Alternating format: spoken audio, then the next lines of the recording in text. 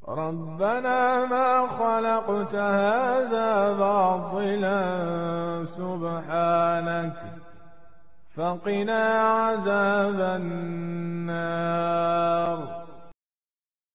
Para ilmuwan memang sudah menjelaskan bahwa imunitas ya 80 atau 70% imunitas kita itu letaknya atau berada di pencernaan atau di usus ya. Pencernaan ya. Jadi kalau ususnya bagus ya, pencernaannya bagus, maka langsung secara tidak langsung otomatis imunitasnya pasti akan baik. Ya. Maka ada pedoman di situ nanti kalau kita bicara tentang apa yang kita makan. Jadi kalau bicara tentang bagaimana meningkatkan imunitas itu ya banyak, mau berjemur juga bisa, pakai mineral, zinc katanya juga bisa, pakai inilah segalanya bisa. Tapi kalau saya mengambil yang paling gede gitu kan. Nah, paling gede ini adalah dengan menggunakan atau kita mengaktifasi yang ada pada pencernaan kita. Ya, jadi 80% imunitas kita itu sumbernya atau dibuat sistem atau mungkin sel-sel imun itu di usus kita atau di pencernaan. Ya. Pertanyaannya, bagaimana cara menjaga mereka? Nah, gitu kan. Bagaimana cara agar mereka tetap stabil, tetap baik, tetap kuat sehingga tubuh kita itu tidak lemah, ya? Maka jawabannya, ambillah atau makanlah apa-apa yang dijelaskan oleh Allah dalam Al-Quran dan dijelaskan oleh baginda Nabi alaihi salatu wassalam. Itu poin pentingnya. Ya, jadi kalau mau meningkatkan imun, benerin perutnya. Itu sebabnya tidak heran loh sekalian, tidak heran ya. Saya banyak menemukan kasus-kasus di mana ada terutama ibu-ibu yang pengen promil ya, atau mungkin yang pasangan-pasangan yang kesulitan untuk hamil ya, terutama buat ibunya gitu ya, istrinya itu ternyata ketika konsep ini dipakai itu masya Allah cepat sekali gitu loh, cepat sekali. Kenapa? Perutnya yang dibenerin, perutnya yang diperbaiki ya, perutnya yang dikasih makan ya, yang benar gitu loh, seperti itu. Nah, jadi makanan-makanan yang menguatkan si perut ini itu ya, perut kita atau pencernaan kita, which is itu yang nanti akan menguatkan sistem imun kita itu yang saya sebut dengan bahasa saya produk ciptaan Allah gitu kan, produk ciptaan Allah. Ya, produk ciptaan Allah seperti apa sih maksudnya? Ya bahasa gampangnya gini lah, dia mendapat sinar matahari, tumbuh di tanah, mendapat nutrisi yang baik dari tanah, kemudian tidak banyak pengolahan di situ, ya, dapat air yang cukup dan tidak menggunakan pestisida atau bahan-bahan kimia sintetik. Saya kemarin mendapatkan sebuah postingan lah gitu kan, itu menjelaskan tentang penurunan kadar kalsium atau magnesium atau apa gitu pada banyak sayuran, yang dimana pada tahun sekian dengan dibandingkan dengan tahun sekian itu penurunannya bisa sampai 20-30%, bahkan sampai 40%. Kenapa? Karena terlalu banyaknya bahan kimia di sana. Ya, belum lagi kita bicara pengolahan di situ ya. Pengolahan yang akhirnya membuat makanan-makanan tadi banyak sekali berkurang zat-zat gizinya di situ. Ya, maka kalau kita bicara imun tadi, maka berilah makanan yang terbaik untuk perut kita.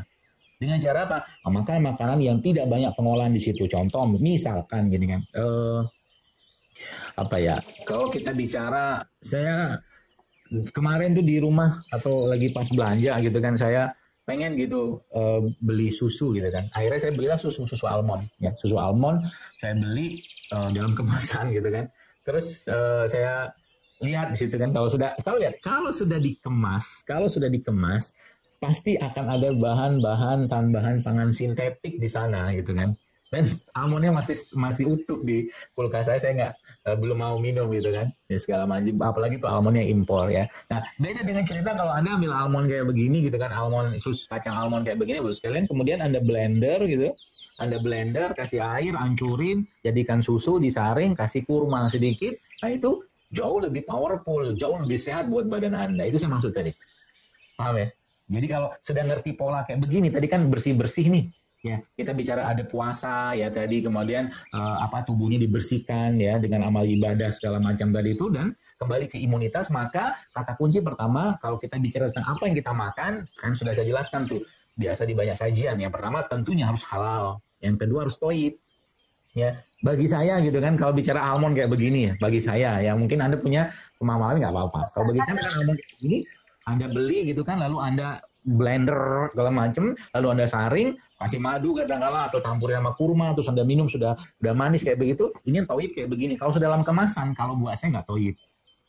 Kalau sudah kemasan, bolehkah yang kemasan ini dimakan? Boleh aja, nggak ada yang melarang. Cuman kalau judulnya mau mendapatkan manfaat yang sempurna, maka yang kemasan tadi mulai bukan disingkirin, tapi nggak jadi prioritas gitu loh.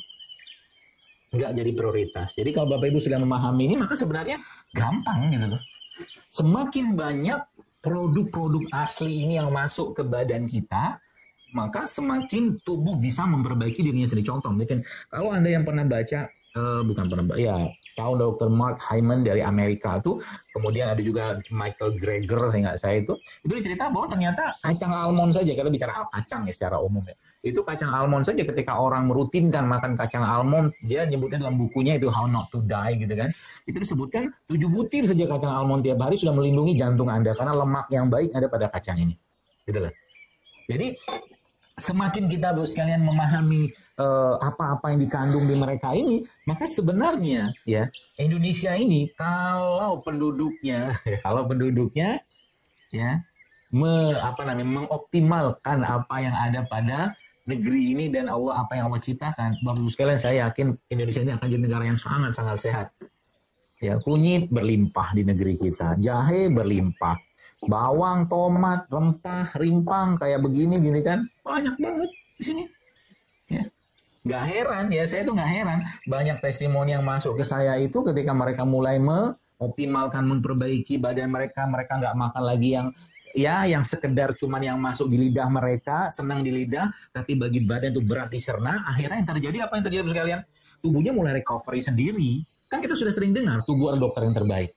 Dan menariknya, semua makanan-makanan kayak begini, ya mungkin sadar tidak, saya pernah saya tes gitu kan di postingan saya katakan, Bapak Ibu sekalian, terutama ibu-ibu nih, saya bilang gitu kan, Anda setelah makan makanan kayak begini, apakah mood Anda berubah? Mereka katakan iya. Jadi ternyata makanan-makanan toyib kayak begini nih, udah jahe segala macam, buah-buah, sayur-sayuran, itu ternyata memperbaiki mood. Maka ada istilah kan, good food is good mood. Jelas kayak begitu. Jadi ulama-ulama ya menyebutkan bahwa memang bahkan Ibnu Qayyim al-Jauziyah menyebutkan bahwa makanan itu mempengaruhi perilaku seseorang. Makanan. Jadi kalau kita ya kita mulai ada mungkin bahasanya itu mood swing atau baper segala macam, itu coba benerin makanan. Termasuk anak-anak di rumah ya, kalau mulai sudah susah dikontrol, susah diatur, salah satunya cek di rumah, mungkin anak ini terlalu banyak misalkan konsumsi gula pasir misalkan. Karena gula pasir itu ya, dengan sudah banyak kali saya jelaskan tentang betapa gula pasir itu memang bisa mempengaruhi perilaku seseorang. Itu loh sekalian. Obatnya apa? Ya begini nih, ini nih. Ya, plus juga yang ada pada Al-Quran itu dijelaskan oleh baginda Nabi alaihi salatu wassalam. Ya. Mungkin Anda yang pernah baca postingan saya ya, ini banyak sekali loh sekalian, ibu-ibu ya yang hamil ya, menggunakan ini aja nih, kunyit, serai sama jeruk nipis. Coba modal 3 itu doang Allah kasih mereka hamil. Tapi sebelumnya mereka bilang ya kita udah mulai puasa dok, kita sudah mulai nggak nyampah lagi badannya. Ternyata begitulah, mudah sekali ya, subhanallah, jadi imun. Jadi makanan-makanan tadi saya jelaskan di awal tadi, makanan-makanan yang tidak baik pada akhirnya akan menyebabkan perubahan perilaku pada diri seseorang. Apa yang tidak baik? Terlalu tinggi karbohidrat, terlalu tinggi gulanya, terlalu tinggi banyak bahan-bahan penyedap segala macam yang sifatnya sintetik, soon or later gitu kan, cepat atau lambat akan mempengaruhi perilaku seseorang. Ya, orang tua kita zaman dulu biasanya makannya simpel-simpel aja lah. Ubi rebus, singkong rebus, kacang rebus, habis itu nyangkul di sawah segala macam, yang dimakan mereka bakar. Zaman sekarang nggak kayak begitu gitu kan, apalagi budaya kuliner yang luar biasa sekarang, sehingga adab-adab makanan, bahkan ya peluang-peluang untuk memberikan nasihat-nasihat agama saat seseorang atau keluarga itu makan hilang dengan begitu luar biasa budaya kuliner. Nggak salah sih, cuman kalau tiap hari makan di luar, akhirnya anak nggak ketemu sama ya bapaknya atau ibunya segala macam, sehingga nggak ada nasihat-nasihat di situ. Dan Nabi kita alaihi salatu wasallam mencontohkan bahwa yang namanya makan bareng itu beliau tuh sering sekali sama sahabat, sama keluarga. Bahkan pernah diriwayatkan ketika salah satu angkat anak tiri beliau dari Ummu Salamah ya, suatu hari Nabi makan di rumah Ummu Salamah, salah satu istri Nabi sallallahu alaihi wasallam. kemudian anaknya Ummu Salamah ini dari istri, suami yang sebelumnya yaitu Abu Salamah yang meninggal itu ngambil makanan gitu kan, ngambil makanan semua diambil sama tutup. Lalu Nabi menasihati dia, bukan dilarang. Ya Nabi bilang ya gulam, wahai anak gitu kan, wahai anakku gitu seperti itulah. Kalau kau lagi makan maka ambillah makanan yang paling dekat sama dirimu. Gitu. Dan jangan ambil yang jauh dan jangan ambil semua, ambil secukupnya gitulah nasihatnya kalau gitu. Itu kan ada terus kan. Jadi subhanallah, jadi kalau kita lihat indah banget Islam itu. Ya maka Nabi kita memberikan contoh ya, contoh-contoh itu semua. Dan apa-apa yang sudah dimakan oleh bapak moyang kita, yaitu Nabi Adam alaihissalam ya, di surga itu sebagian Allah turunkan atau ciptakan di bumi. Contoh kita jahe kan di surga ada sungai jahe atau mata air dari jahe. Maka di dunia Allah ciptakan jahe di darat tentunya tidak akan sama.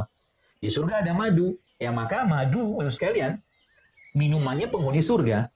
Ya, di surga ada susu, tapi bukan susu kemasan. Ya.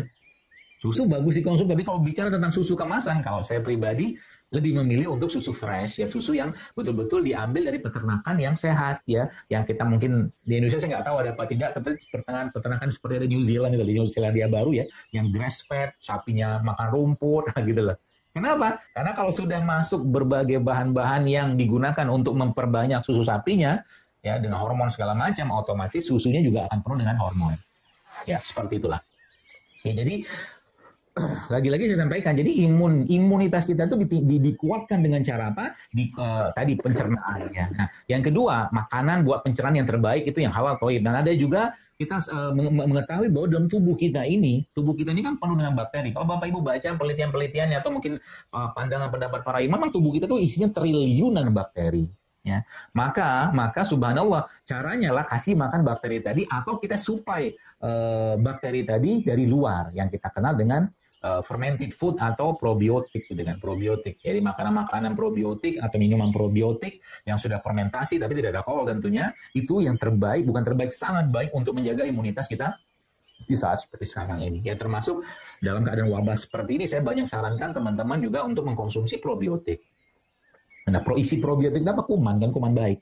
Ya, itu sebabnya ya jangan musuhi kuman. Jadi saya lihat ada satu iklan gitu kan, iklan sabun lah gitu kan, silakan. Mari kita dukung Indonesia perang melawan kuman. Saya ketawa aja gitu. Nah, kenapa saya ketawa? Tubuh kita isinya kuman semua kok. Di tangan ada kuman. Ya, di muka semua bagian tubuh kita ada kuman semua. Subhanallah. Ya, di vagina, di jalur lahir wanita itu ada kuman. Laki-laki juga semua ada kuman. Nah sekarang mau dimusuhin, marahlah mereka. Ini sebabnya seperti saya sampaikan bahwa jangan musuhi mereka dan kalau bahasa di buku saya itu bersilaturahimlah dengan mereka. Gitu. Ya sehingga anak-anak ya kalau kayak saya gitu anak-anak lagi pas kita di tempat yang bertanah-tanahan, saya sudah suruh buka mereka alas kaki mereka, sandal sepatu mereka, dan lari-larian situ bertanah-tanah lah. Kalau apalagi kalau Anda punya sawah gitu kan, anak-anak udah main sawah aja. Kenalan karena di Harvard saya nggak tahu itu pernah ada riset juga bahwa ternyata anak-anak yang hyper hygiene ya terlalu bersih badannya itu ternyata mempunyai imunitas yang jauh lebih rendah daripada anak-anak yang ya normal hygiene lah ya. Makanya jangan semua ditelan-telan iklannya gitu kan, semua cuci pakai sabun yang semua kuman 99,99% kumannya mati bla bla bla bla gitu lah ya. Jaga kumannya ya, jaga kuman di sini kita dijaga. Dan makanan terbaik buat kuman-kuman tadi itu ya memang kurma, madu, air kelapa, ya kayak begini nih makanan-makanan mereka semua. Ya. La in syakartum la azidannakum wa la in kafartum inna azab